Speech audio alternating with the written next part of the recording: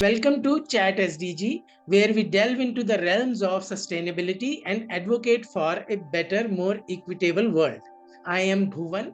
Today, we are honored to have Alokparna Sengupta, a true universe creator. Her dedication to the welfare of animals is unparalleled.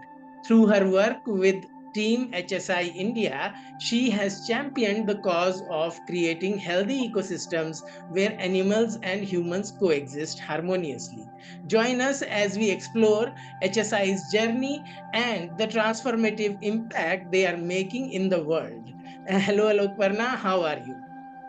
Thank you so much, Bhuvan, and I'm doing very well. I hope you are doing well too. And thank you so much for inviting me to Chat SDG, and looking forward to really delving down into the sectionality of animal protection. All right, then. So, diving straight into our questions, Alok, tell us, how does HSI work in protecting animals related with the SDGs, and how is it being implemented? So animal protection is often seen as a niche area which is only with respect to animals. However, we believe that with animal welfare comes human welfare too, and vice versa. So, with respect to SDGs, we feel that a lot of the SDGs that are there have a close link with animal welfare.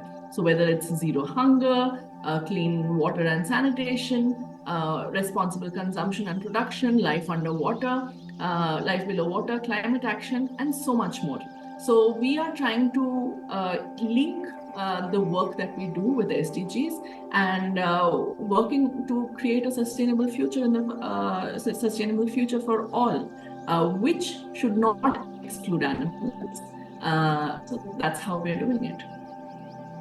All right, that brings me to the next question to you. In responding to disasters and cruelty cases, how does HSI India align its efforts with focusing on building resilience in communities? So that's a very huge part of our work. We work in two select. Our priorities are two select states, Kerala and Orissa, which are very prone to disasters. And what we are trying to do is work with communities to build resilience, so that not only they themselves are safe during disasters, but their livelihoods, which depend on animals, can also be safe. We do this through education. Policy inculcating animal welfare policies into disaster management protocols, and of course for cruelty, I think there's the social justice and empowerment piece, where we are relying on research which says that with animal cruelty there is an impact on domestic violence, child abuse, and so on. So that's how we are trying to inculcate and interlink these issues and talk to the public about it. I wouldn't be wrong in saying that HSI India plays a crucial role in life protection, not just wildlife or animal life protection. Tell us, how does this work contribute to the importance of life on land and biodiversity conservation?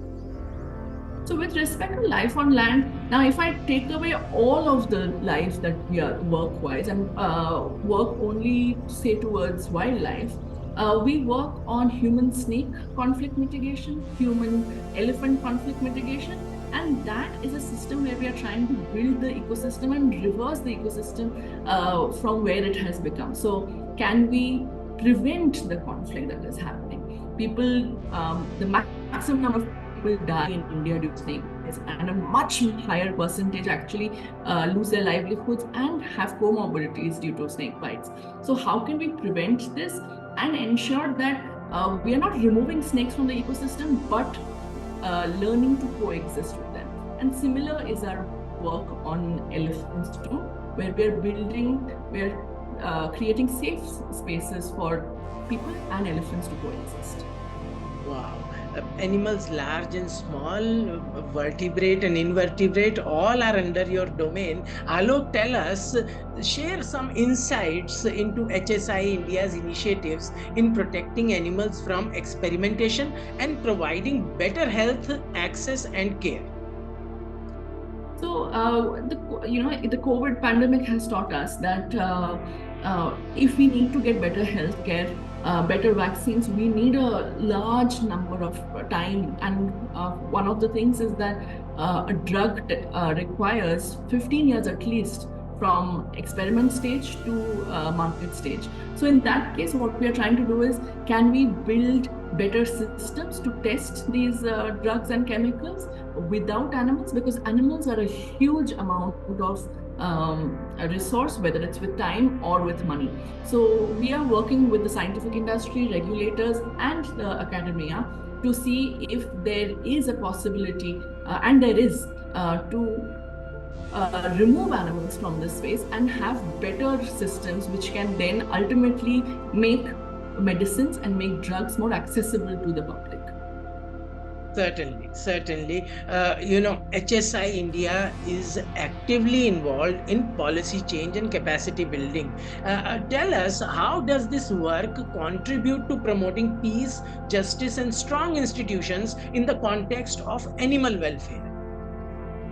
When we say strong institutions, we are animal welfare NGOs are not the people who are implementing the laws. It is the law enforcement agencies, but they are not empowered, or they're not sensitized enough to look at animal welfare. And like I said in the first or the second answer, that research shows that if you are cruel to animals, you are probably a victim of violence yourself, or this is a precursor to you being violent to the to human beings. So we are trying to not create that link, but promote that link with law enforcement agencies, be it the police, forest department, judicial magistrates, and so on and so forth, to say that you have to look at animals and prevent the violence against humans in the future by taking animal welfare seriously.